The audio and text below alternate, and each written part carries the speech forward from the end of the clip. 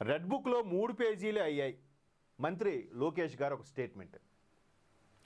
Party కార్యకర్తల సమావేశంలో మంత్రి లోకేష్, నిజంగా తెలుగుదేశం పార్టీకి గొప్పతనం ఏంటంటే, మహానుభావుడు దివంగత ముఖ్యమంత్రి ఎన్టీఆర్ గారు, దివంగత నేత, ఆయన ఏ ముహూర్తాన్ని స్థాపించాడు కానీ బలమైన పార్టీ క్యాడర్ గ్రౌండ్ లెవెల్లో ఉన్న తెలుగు రాష్ట్రాల్లో ఏకైక ప్రాంతీయ పార్టీ ఏదైనా ఉందంటే తెలుగుదేశం అని చెప్పాలి. అంటే ఇప్పటికీ తెలంగాణలో కూడా కొన్ని మూలాలు తెలుగుదేశానికి కరడగట్టిన కార్యకర్తలు ఉన్నారు లోపలికి. బయటికి మాత్రం వాళ్ళు బీఆర్ఎస్ కండువానో, కాంగ్రెస్ కండువానో, బీజేపీ కండువానో కప్పుకుంటే కప్పుకోవచ్చు. కానీ ఎందుకంటే కిలో రూపాయి బియ్యము ఏదైతే సన్న బియ్యాన్ని పేదవాళ్ళకి రీచ్ అయ్యిందో, జొన్న రొట్టెల నుంచి వాళ్ళు చాలా ఇబ్బందులు పడుతున్న పరిస్థితుల నుంచి ఒక్కసారిగా 3 పూట్ల 5,000 నోటికి వెళ్ళేలా చేశాడు. అది నిజంగా తెలంగాణ వ్యాప్తంగా కూడా ప్రతి ఒక్క ఓటరు గుండెలో పెట్టుకున్నారు అన్న నందమూరి తారక రామారావు గారిని.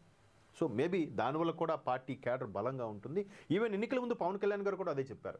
బలమైన పార్టీ క్యాడర్, బలమైన నాయకత్వ లక్షణాలు ఉన్న చంద్రబాబు నాయుడు గారితో నడిచి వెళ్ళడానికి నేను సిద్ధపడ్డాను.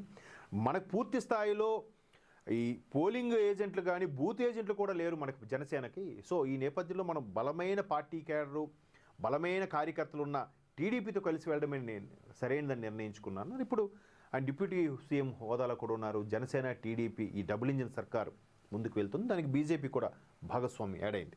ఒకసారి లోకేష్ గారు కార్యకర్తల సమావేశంలో ఏమని మాట్లాడారు అని ఒకసారి చూస్తే, ఎంత మంచి సినిమా అయినా అందులో చిన్న విలన్ ఉంటాడు, మనకు విలన్ ఉన్నాడు, ఆయన వస్తే అరెస్ట్ చేస్తారట. మన నాయకుడిని జైల్లో వేసి ఏం చేయగలిగారు? ఇప్పుడు ఆయన బెదిరింపులకు మనం భయపడాలా? ఆయన కంటే ముందు ఇలాగా మాట్లాడే పరిస్థితి ఇప్పుడు ఏమైందో గుర్తు తెచ్చుకోండి అని మంత్రి నారా లోకేష్ అన్నారు. అంటే రీసెంట్గా కోటి సంతకాల సేకరణలో భాగంగా జగన్మోహన్ రెడ్డి గారు ఏదైతే మరొక్కసారి మేము ప్రభుత్వం వచ్చిన 2 నెలలకే అందరినీ జైలుకి పంపిస్తాం, దేర్ ఈజ్ నో డౌట్, ఎక్కడున్నా వదిలిపెట్టాం, ఇంకా ఇలాగే మాట్లాడుతున్నాడు ఆయన. ఇంకా ఎన్నికలకి 6 నెలల ముందు స్టేట్మెంట్ ఇచ్చాడన్న అర్థం ఉంది. ఇంకెక్కడ 3-3.5 సంవత్సరాలు ఉన్నాయి ఇంక ఎన్నికలు. ఈ లోపల మళ్ళీ అదే మాట, సీఎం అని పక్క నుంచి నినాదాలు, ఆయన బయటికి రాకపోవడం, అసెంబ్లీకి వెళ్ళకపోవడం, ఏదైనా కార్యక్రమం పెడితే ఆయన ఎక్కడో తాడేపల్లి ప్యాలెస్లోనో బెంగళూరు ప్యాలెస్లోనో ఉంటే ఇక్కడున్న నాయకులు కార్యకర్తలే ఇబ్బంది పడడం.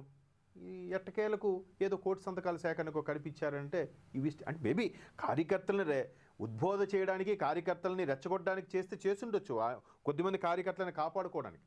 కానీ ఇటువంటి వ్యాఖ్యలు కాదు, వాళ్ళని హత్తుకునేలా చేయాలి. చూద్దాం. సో ఇప్పుడు లోకేష్ ఈ విధంగా ప్రశ్నించారు. అయితే శుక్రవారం రాజమండ్రిలో పట్టణ నియోజకవర్గ కార్యకర్తల సమావేశంలో ఆయన మాట్లాడి, ఈ మధ్య వారు ఎగిరెగిరి వస్తున్నారు, రప్ప అంటున్నారు, మేము రప్పాలు ఇస్తాం, రెడ్ బుక్లో 3 పేజీలు అయ్యాం, మేము కూడా 2 రప్పాలు ఇస్తాం, రెడ్ బుక్లో 3 పేజీలు అయ్యాయి. రెడ్ బుక్ ఏదైతే ఒకప్పుడు లోకేష్ గారి పేరుని, పవన్ కళ్యాణ్ గారి పేరుని ప్రస్తావించడానికే ఇబ్బంది పడిన మాజీ ముఖ్యమంత్రి జగన్మోహన్ రెడ్డి గారు ఇప్పుడు రెడ్ బుక్ అంశం ప్రతి ఒక్కరు మాట్లాడుతారు. రెడ్ బుక్ రాజ్యాంగం నడుస్తుంది. రెడ్ బుక్ ఎందుకు? రెడ్ బుక్ రాజ్యాంగం ఇప్పుడు ఏవైతే అవకతవకలు వచ్చాయో, లడ్డూ నుంచి, పట్టు వస్త్రాల నుంచి, నెయ్యి నుంచి, కల్తీ మద్యం నుంచి, ఇసుక నుంచి, ఆడుదాం ఆంధ్ర క్రికెట్ కిట్ల నుంచి, తిరుమల టికెట్ల నుంచి, అగ్రిగోల్డ్ భూముల నుంచి, అలాగే ఫుడ్ కార్పొరేషన్ ధాన్యం నుంచి, వేయింగ్ మిషన్, ఎన్ని ఏది తీసుకున్నా ఇవన్నీ ఈయన క్రియేట్ చేసినవా? ఇవన్నీ కాదు కదా. సో వాళ్ళు వాళ్ళే తవ్వుకున్నారు. ఒక్కొక్కరు ఆ అంశాల మీద బయటకు వచ్చి అరెస్ట్ అవుతుంటే వాళ్ళ భార్యలతో మీడియా ముందు మాట్లాడిస్తున్నారు, ఉసూరుమని ఏడుస్తూ. చేసిన తప్పులు కనపడవా? ఇప్పుడు ఎందుకు ఏడుపులు?